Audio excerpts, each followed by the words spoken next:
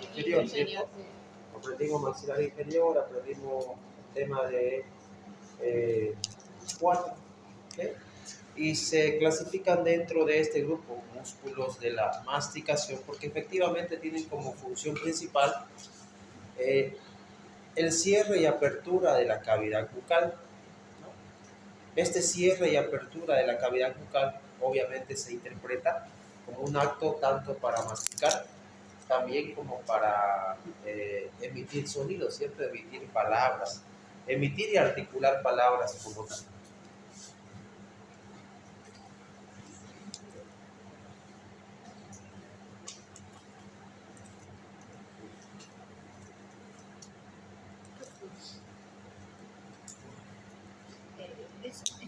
Que nosotros tengamos cuatro músculos dentro de este grupo. Uno es el músculo temporal, que está por este lado, el músculo macetero y finalmente dos músculos que se encuentran por la parte interna de la cara, que son los músculos pterigoideos, pterigoideo interno y pterigoideo externo. ¿Okay? Si hablamos del músculo temporal, voy a darle la vuelta al músculo, a la maqueta. ¿Okay? Aquí. Si hablamos de este músculo temporal, es un músculo que tiene forma piramidal, con una base superior y un vértice inferior. ¿Okay? Entonces, es un músculo par, es el músculo más importante en el aspecto de la masticación. ¿Okay? Es el músculo representante de este grupo de músculos de la masticación. La inserción inicial del músculo temporal ya la sabemos, es a nivel del hueso parietal. Pero resulta que el hueso parietal tiene dos líneas, una línea temporal superior y una línea temporal inferior. Y sabemos que la línea temporal inferior es el sitio donde se insertan las fibras musculares del músculo temporal, ¿no? Entonces, la inserción inicial del músculo temporal es en la línea temporal inferior del hueso parietal. Su aponeurosis, línea temporal superior, ¿no? Sabemos que una aponeurosis es como un tejido conjuntivo especializado, es como un tendón del músculo, es un anexo al músculo como tal. Desde la línea temporal inferior del hueso parietal, el músculo se dirige hacia abajo. ¿Y dónde va a terminar? ¿En qué hueso? En el hueso maxilar inferior, específicamente en sus ramas ascendentes. ¿Pero en qué parte de la rama ascendente? No es en el cóndilo, obviamente, porque el cóndilo se inserta o se articula con el temporal a través de la cavidad glenoidea, sino más bien en la apófisis coronoides, que es el otro nombre que se conoce al vértice de las ramas ascendentes. ¿Okay? Entonces, el músculo temporal tiene como inserción inicial línea temporal inferior. Desde ese punto se va hacia abajo y va a terminar insertándose en la apófisis coronoides del hueso maxilar inferior. Apófisis coronoides, que como bien recordemos, se encuentra en las ramas ascendentes, del hueso maxilar inferior, o simplemente mandíbula. Luego de las inserciones, tanto inicial como final, nosotros hablábamos de las relaciones, ¿cierto? Y el músculo temporal es un músculo que presenta importantes relaciones. Tenemos relaciones por su cara externa. ¿Por qué hablamos de cara externa? Porque es un músculo que se encuentra en la región lateral de la cara. Si fuese, por ejemplo, músculo frontal, hablamos de relación con la parte anterior, con la parte posterior. En el caso del músculo temporal, es un músculo que por la parte externa se relaciona con los tegumentos, cubre toda la región denominada fosa temporal, importante, ¿okay? Y por la parte posterior lo hará justamente con el hueso parietal, pero también con el hueso temporal, ¿ok? Pero es importante recalcar lo siguiente, son relaciones, no inserciones. Por la parte externa o por la región interna del músculo temporal vamos a tener relaciones con el hueso parietal y con el hueso temporal. Relaciones. Aquí sí podemos hablar de que el músculo temporal por su cara interna se relaciona con el hueso del mismo nombre, hueso temporal, mas no se inserta en ese hueso, que es totalmente diferente.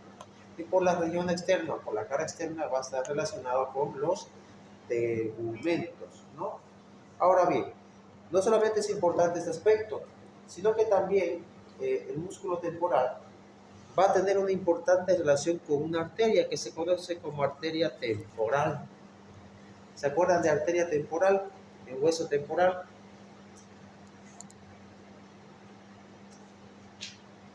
¿Sí? ¿Dónde se encontraba o en qué parte del hueso temporal nosotros observábamos justamente un canal por donde pasaba esa arteria? En la porción escamosa del hueso temporal cara había un canal que era justamente el canal de la arteria temporal, que incluso mencionábamos en su momento. Es debido a esta arteria que el hueso temporal lleva ese nombre, ¿no? Porque es una arteria que en pacientes que tienen una cierta edad o en pacientes que tienen, por ejemplo, problemas de tipo cardíaco, esta arteria suele ingurgitarse, observarse, puede verse de manera muy fácil. ¿Ok? Relaciones. ¿Ok? Inserción inicial. ¿Por qué canal es? ¿Ah? ¿Por qué canal pasa esa arteria? El canal de la arteria temporal. Así se llama, canal de la arteria. En porción escamosa del hueso temporal. Cara externa. Muy bien. Inserción inicial, inserción final, relaciones. ¿Qué sigue? Inervación, ¿no? La inervación, recordemos, es el aspecto o es el punto en el cual aprendemos qué nervio o qué nervios o qué ramas de qué nervio va a dar funcionalidad al músculo. El nervio o los nervios dan funcionalidad. Las arterias dan nutrientes o oxígeno. Ahora, el músculo temporal, como es un músculo bastante importante y bastante grueso, va a estar inervado por 3 ramas nerviosas, por 3 nervios diferentes, que son ramas de otros nervios. ¿Ok? Primero, nervio temporal profundo posterior. Nervio temporal profundo posterior. Este nervio temporal profundo posterior, voy a girar la maqueta para que observemos esta figura. Todo esto que vemos acá, esta es la glándula parótida. Esta es la glándula parótida. Este es el músculo macetero. ¿Ok? Aquí tenemos rama orbitaria del trigémino, rama maxilar y rama mandibular del trigémino. De esta rama orbitaria del trigémino van a nacer 3 nervios: temporal profundo anterior, temporal profundo medio, temporal profundo posterior.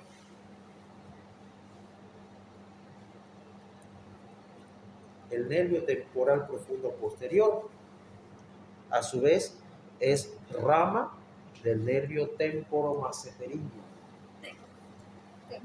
Temporomaceterino.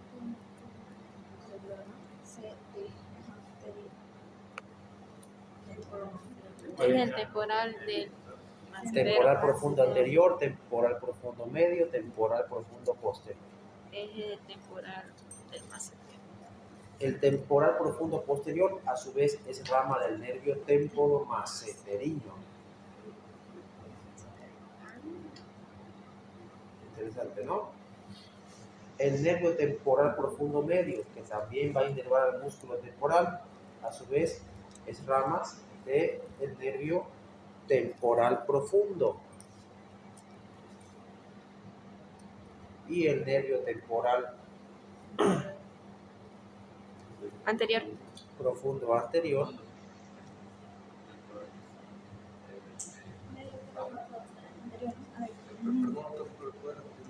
ya. Tenemos 3 ramas que van a inervar al músculo temporal. 3 ramas nerviosas: temporal profundo anterior, temporal profundo medio, temporal profundo posterior. Ahora bien, El temporal profundo posterior es rama del nervio temporomasseteriano. El temporal profundo medio es rama del nervio temporal profundo, nuevamente. El temporal profundo anterior es rama del temporo bucal. Rama del temporo bucal. Ahora, estas tres ramas nerviosas que van a dar inervación a este músculo temporal que va a ser ubicado acá, a su vez nacen de una raíz común, que es el nervio mandibular. Y el nervio mandibular es rama de el nervio mandibular es rama del trigémino. El trigémino tiene tres ramas, ¿cierto? Una rama orbitaria, una rama maxilar y una rama mandibular. ¿Qué quiere decir esto? Que el temporal, como es un músculo importante de la masticación, tiene triple inervación. Temporal profundo anterior, temporal profundo medio, temporal profundo posterior. El anterior, rama del temporo bucal. El medio, rama del temporal profundo. El posterior, rama del temporo masseteriano. A su vez, estas tres ramas nerviosas nacen de una rama común, que es el nervio maxilar inferior o simplemente nervio mandibular.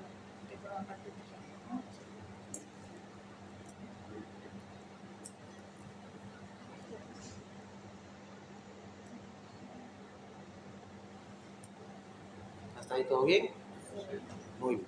Ahora, así como tiene triple inervación, el temporal también va a tener triple irrigación. Tres arterias van a irrigar al músculo temporal. ¿Okay? Tres arterias. Una forma fácil de recordar estas arterias es 2 por 1. ¿Qué significa 2 por 1?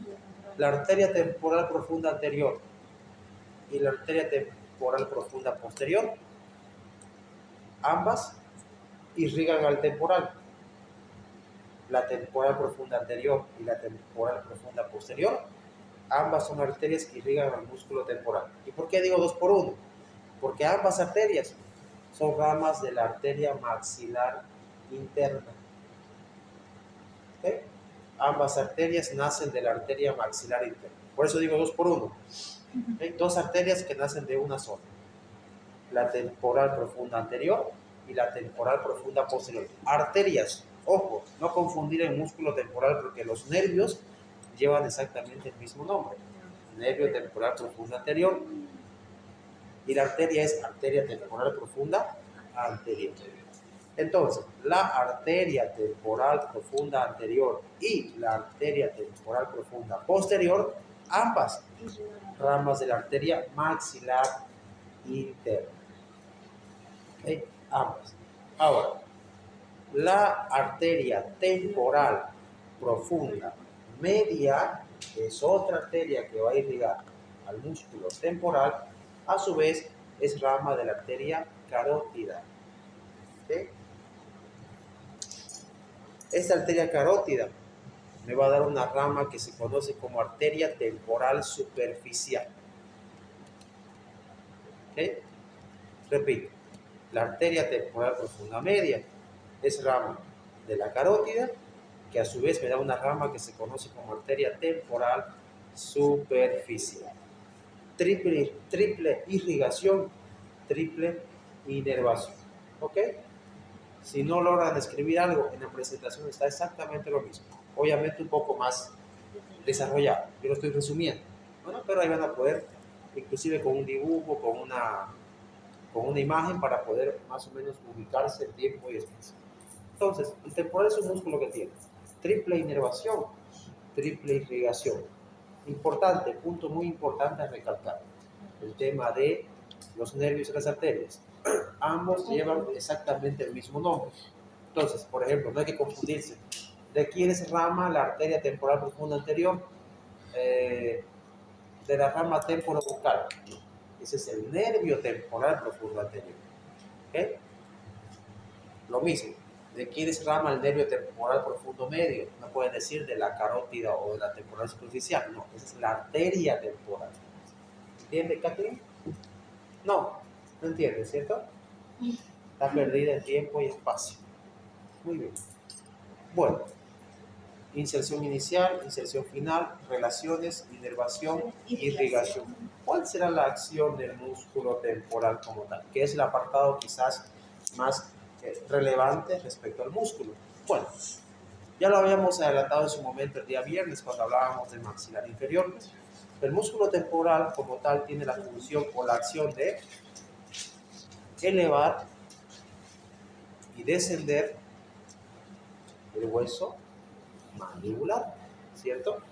Elevar y descender el hueso mandibular o la mandíbula si quieren.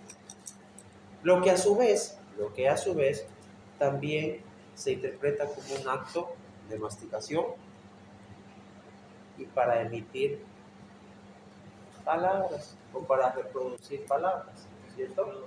¿Ah? El temporal, del que estamos hablando justamente, el músculo temporal. Entonces el músculo temporal tiene una primera acción, elevar y descender la mandíbula, lo que se interpreta como emitir sonidos o un acto de la masticación. Primera acción. Segunda acción del músculo temporal, lleva hacia adelante la mandíbula. ¿Eh? Lleva hacia adelante la mandíbula. Lleva hacia adelante la mandíbula. ¿Okay? Es una función de poca relevancia, pero que en el acto, sobre todo en los niños, cuando los niños están aprendiendo, están madurando su mandíbula, cuando están masticando sus primeros alimentos, sobre todo los niños a partir de los 6 meses, no tienen un buen cierre, por eso se manchan y babean, ¿cierto? Porque no hay un buen cierre bucal. Obviamente esto se aprende con el paso del tiempo y la maduración tanto cerebral como física. En el caso, por ejemplo, de los niños, muchos de los músculos son todavía cartílagos, no son cartílagos. De otra forma, pues comenzaríamos a comer carne junto con la leche materna, ¿no? Pero no lo hacemos porque primero no tenemos dentadura para eso y segundo, la maduración física de los músculos, en este caso el músculo temporal, hace que el niño mastique de una forma un poco, digamos, brusca, ¿no? Haciendo movimientos de la mandíbula hacia afuera, ¿no? Porque no hay una maduración todavía. Y ese aspecto es importante, obviamente, gracias al músculo temporal. Conforme la persona madura se desarrolla, el acto de llevar la mandíbula hacia afuera ya no es muy utilizado, ¿cierto? No es tan utilizado como tal. Tampoco existen sonidos que nosotros o palabras que reproducimos de forma normal que necesiten llevar la mandíbula hacia adelante, ¿no? Pero es una acción también del músculo temporal. ¿Ok? Entonces, ¿qué quiere decir esto? Músculo temporal, en ese caso. ¿Okay? Entonces, cuando hablamos de músculo temporal, estamos hablando del músculo más importante en el aspecto de la masticación. Esto quiere decir que cualquier afectación, cualquier daño de las ramas nerviosas o arteriales del músculo temporal va a afectar de manera directa o indirecta en el acto de la masticación como tal. ¿Okay? Músculo temporal. El segundo músculo más importante desde el punto de vista de la masticación es el siguiente, es el músculo macetero, que es este que está aquí, ocupando toda la región de las ramas ascendentes del maxilar superior, perdón, maxilar inferior.